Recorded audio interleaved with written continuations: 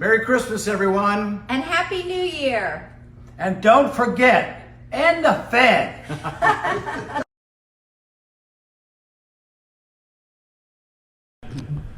I thank the gentleman, and Mr. Speaker, I ask unanimous consent to revise and extend my remarks. Without objection, the gentleman is recognized. The question we're facing today is, should we leave Afghanistan? I think the answer is very clear, and it's not complicated. And of course, we should, as soon as we can. This suggests that we can leave by the end of the year. If we don't, we'll be there for another decade, would be my prediction. The American people are now with us. A group of us here in the Congress, bipartisan group, for nearly a decade have been talking about this, arguing not to expand the war, not to be over there, not to be a nation building, and the American people didn't pay much attention. Now they are. The large majority of the American people now say it's time to get out of Afghanistan. It's a fruitless venture. Too much has been lost. The chance of winning, since we don't even know what we're going to win, doesn't exist. So they are tired of it. Financially, there's a good reason to come home as well. Some argue we have to be there because if we leave under these circumstances, we'll lose face. It will look embarrassing to leave.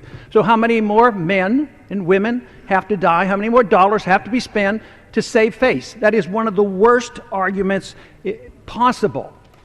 We're not there under legal conditions. This is a war. Who says it isn't a war? Everybody talks about the Afghan war. Was the war declared? Of course not. It wasn't declared. There was a resolution passed that said that the president at that time, under the emergency of 9/11, could go and deal with Al-Qaeda, those who dealt and brought upon the 9/11 bombings. But Al-Qaeda is not there anymore, so we're fighting the Taliban. The Taliban used to be our allies at one time when the Soviets were there. Taliban wants, their main goal is to keep foreign occupationers out. They want foreigners out of their country. They're not Al-Qaeda. Yet most Americans, maybe less so now, but the arguments here on the floor is we got to go after Al-Qaeda. This is not a war against Al-Qaeda. If anything, it gives the incentive for Al-Qaeda to grow in numbers rather than dealing with them. You know, the money issue, we're talking about a lot of money. Huh? How much do we spend in a year? Probably about $130 billion, up to $1 trillion now in this past decade. Later on in the day, we're going to have two votes. We're going to have a vote on doing something sensible, making sense out of our foreign policy, bringing our troops home, and saving hundreds of billions of dollars. And then we also will have a vote against NPR, to cut the funding of NPR.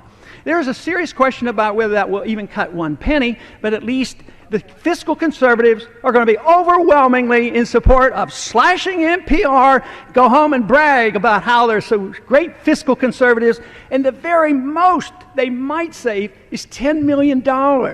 And that's their claim to fame for slashing the budget. At the same time, they won't consider for a minute cutting a real significant amount of money.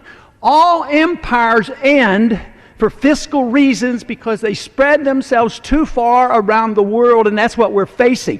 We're in the midst of a military conflict that's contributing to this inevitable crisis, and it's financial. And you'd think there'd be a message in the fact of how did the Soviets come down? By doing the very same thing that we're doing, perpetual occupation of a country. We don't need to be occupying Afghanistan or any other country. We don't even need to be considered going into Libya and where else.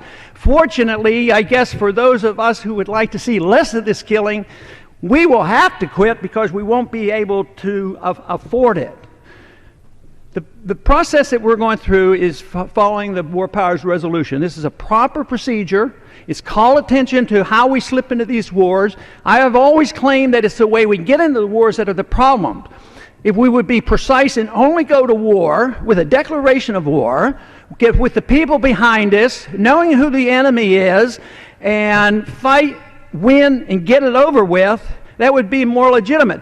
They don't do it now because the American people wouldn't support it. Nobody's going to declare war against Afghanistan or Iraq or Libya. So we now have been so careless for the past 50 or 60 years that we have, as a Congress and especially a House, we have reneged on our responsibilities. We have avoided our prerogatives of saying that we have the control. We have the control of the purse. We have control of when we're supposed to go to war, and yet the wars continue. They never stop, and yet we are going to be completely brought down to our knees. We can't change Afghanistan. People who are bragging about these changes, you know, even if you could, you're not supposed to. You don't have the moral authority. You don't have the constitutional authority. So I would say, the sooner, the sooner. Give him 30 more seconds. Gentleman is recognized for 30 more seconds. I would say the sooner the better. We can come home. This process says come home. Under the law, it says you should start bringing troops home within 30 days. This allows up to the end of the year after this would be passed. But this needs to be done, and a message needs to be sent. And someday we have to wake up and say, if you are a fiscal conservative, you ought to look at the waste. This is military Keynesianism to believe that we should do this forever. So I would say this is the day to be on record and vote for this resolution. Gentleman's time has expired. Does the gentleman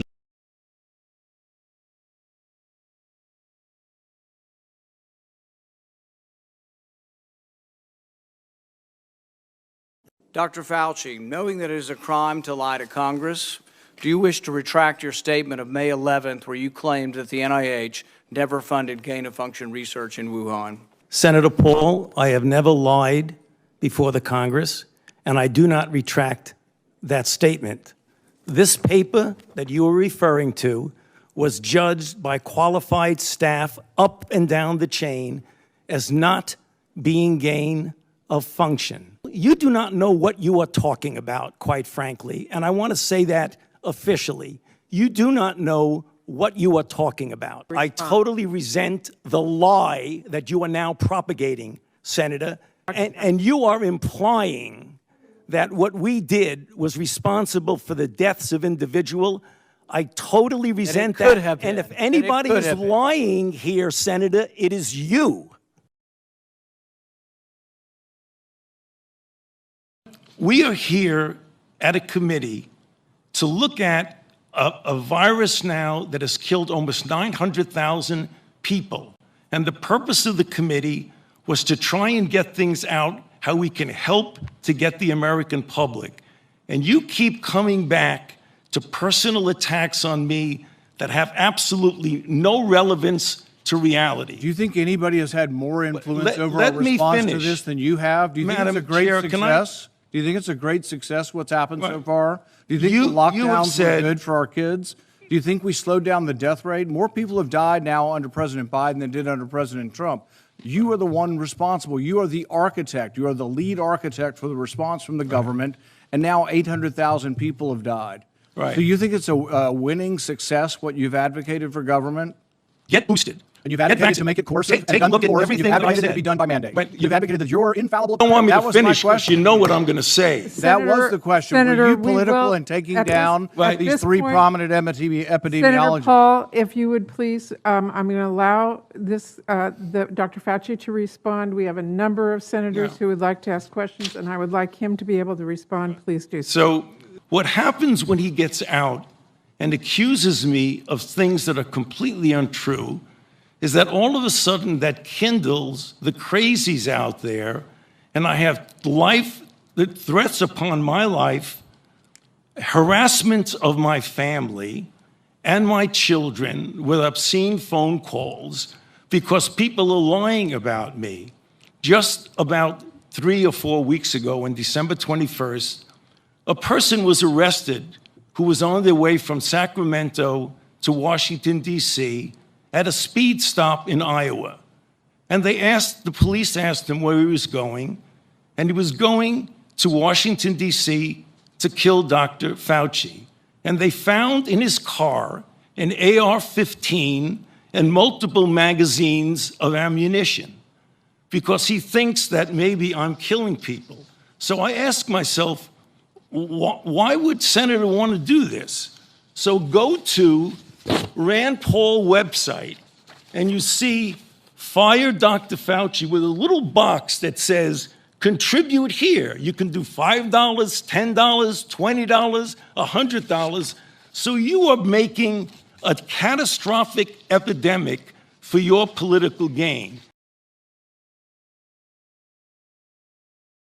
You've got no idea what disinformation is, and I don't think the government's capable of it. Do you know who the greatest propagator of disinformation in the history of the world is? The U.S. government. Are you familiar with McNamara, the Pentagon Papers? Are you familiar with George W. Bush and the weapons of mass destruction? Are you familiar with Iran-Contra? I mean, think of all the debates and disputes we've had over the last 50 years in our country. We work them out by debating them. We don't work them out by the government being the arbiter. I don't want you guardrails. I want you to have nothing to do with speech. You think we can't determine, speech by traffickers is disinformation? You think the American people are so stupid they need you to tell them what the truth is? You can't even admit what the truth is with the Steele dossier. I don't trust government to figure out what the truth is. Government is largely disseminating disinformation.